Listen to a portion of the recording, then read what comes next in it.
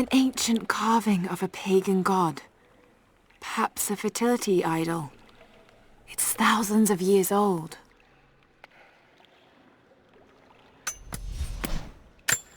The hilt of an ancient dagger.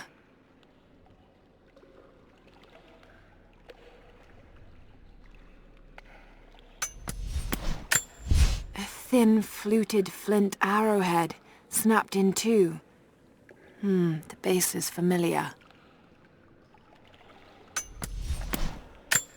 An ancient deer charm carved from a stag's antler. It could have been an important object or a child's toy. This is, particularly odd. Has elements of Scythian design, but it looks like not possible. A prehistoric carving of the bear. The stone looks like it could have come from this valley.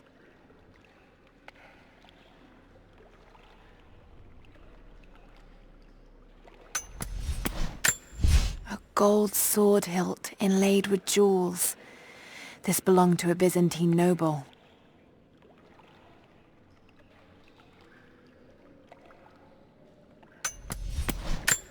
An iron pendant. Soldiers in the Empire would sometimes tie them to their belts. Soldier's flag, to be hung from a spear. This must have belonged to the Prophet's army. A pair of gambling dice. Common thing for soldiers, but these are a little more opulent than most.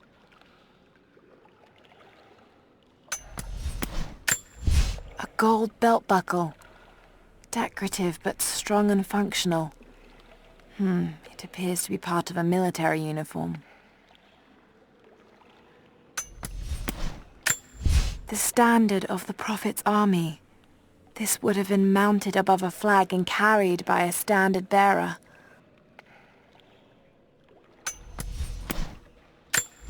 Another religious symbol, but this one is simple and handmade. The Prophet must have drawn followers from every walk of life. A religious icon, detailed and inlaid with gems. It looks Byzantine, perhaps 10th century. It fits with the legend of the Prophet. A ceremonial cloth worn by priests during Mass.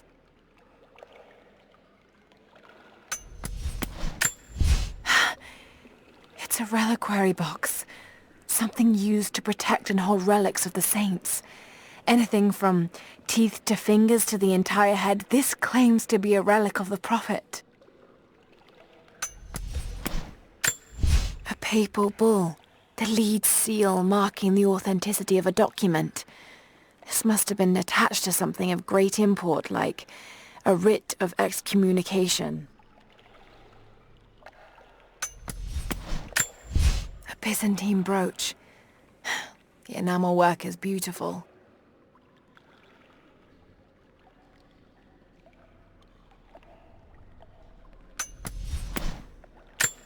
A coin with an image of a city stamped in gold.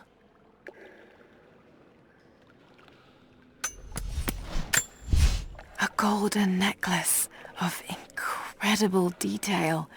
Whoever made it, it's the equal of anything found in the Empire.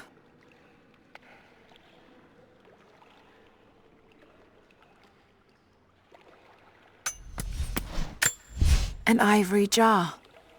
It looks like it was carved from a single tusk. A simple thing, but the level of detail in the carving is impressive. A golden chalice fit for a king or a prophet. It was made here in Katash. A blue glass vase, still in excellent condition. Not many of these survived, for obvious reasons. The Prophet's icon, cast in gold. The the metal workers of the city started to develop their own style, but it's still similar to Byzantine craftwork. A thumb ring for a Mongolian archer, allowing them to shoot quickly while still mounted on horseback. This must have belonged to a warrior of some stature. An arrowhead carved from bone. This looks like Mongol craftsmanship.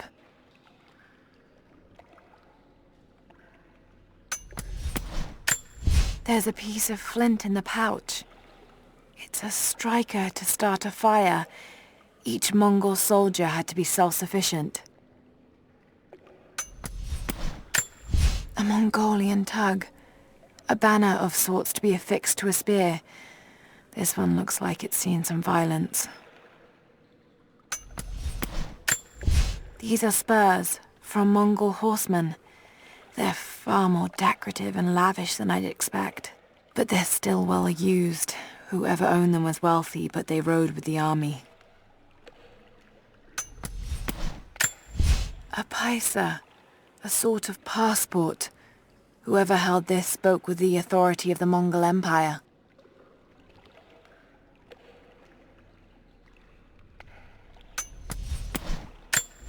A crown from one of the princes of Kiev. How did it come to be all the way out here? A woman's necklace, made of Baltic amber. Incredible craftsmanship. It must have belonged to a noblewoman.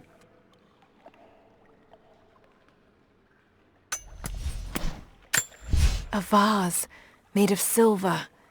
It's seen a lot of use and travel, but it has a rough portrait of the prophet. They must have begun trading with the outside. A drinking horn. Not very common in Byzantine culture. This looks like it came from the west, near Kiev. A carved wooden relief of what looks like the prophet of Katesh. It's well worn and damaged. This isn't made of local timber. Word of the prophet must have spread. An ivory tusk with delicate carvings. Something unusual about the pattern.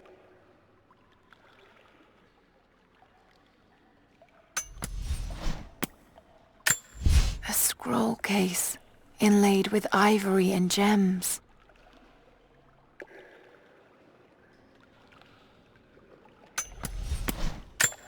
This must have been a censer to burn incense in, but it's been modified.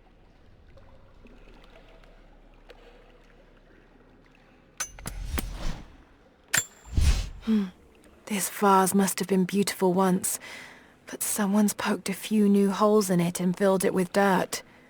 They must have used it to grow seedlings.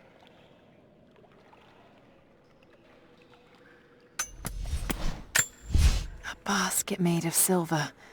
Certainly meant to be decorative, but someone's been using it to carry grain.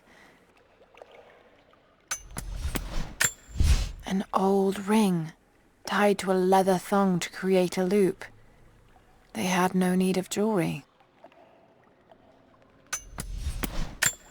An iron coin with one side cut and shaped into a crude claw tool, perhaps to remove nails. This flask belonged to a soldier in the Red Army. I don't recognize the insignia.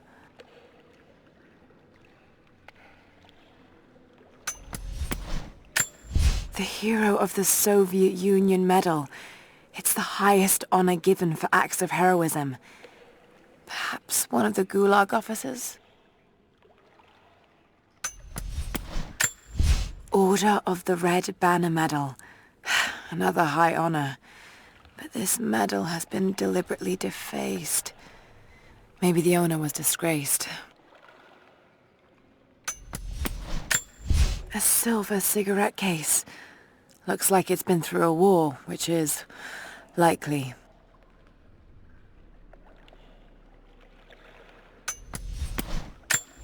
A small gentleman's pillbox with an enamel hammer and sickle.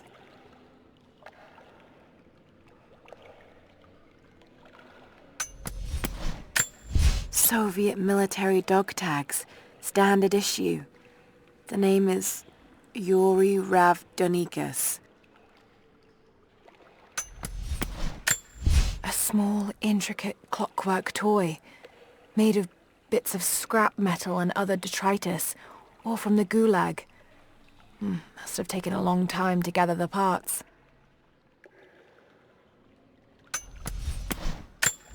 Another sculpture, but this one looks like a game.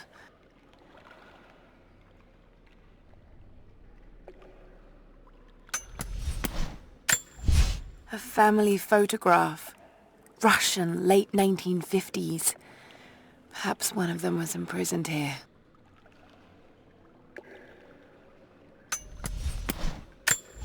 A Gulag identification card for one of the prisoners.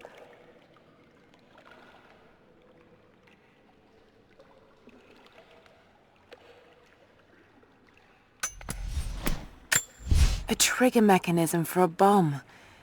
It's the same handiwork. He must have been gathering the supplies for a long time.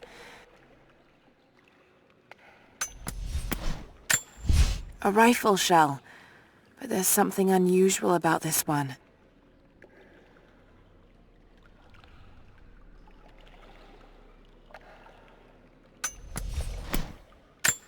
A pendant. No, a modern reliquary. There's a small human bone inside.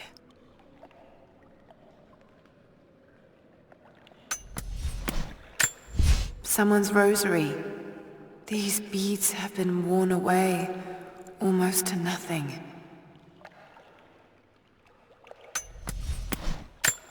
A badge of rank in a military order. Trinity.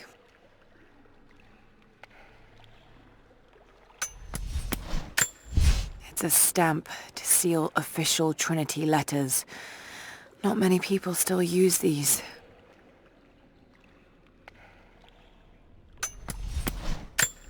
A military patch for Trinity soldiers.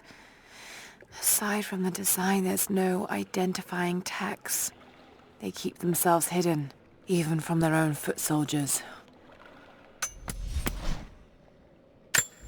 Baba Yaga's weapon. It's a scythe, but it's been dressed up to look like a witch's broom. Everything she did served the myth in some way.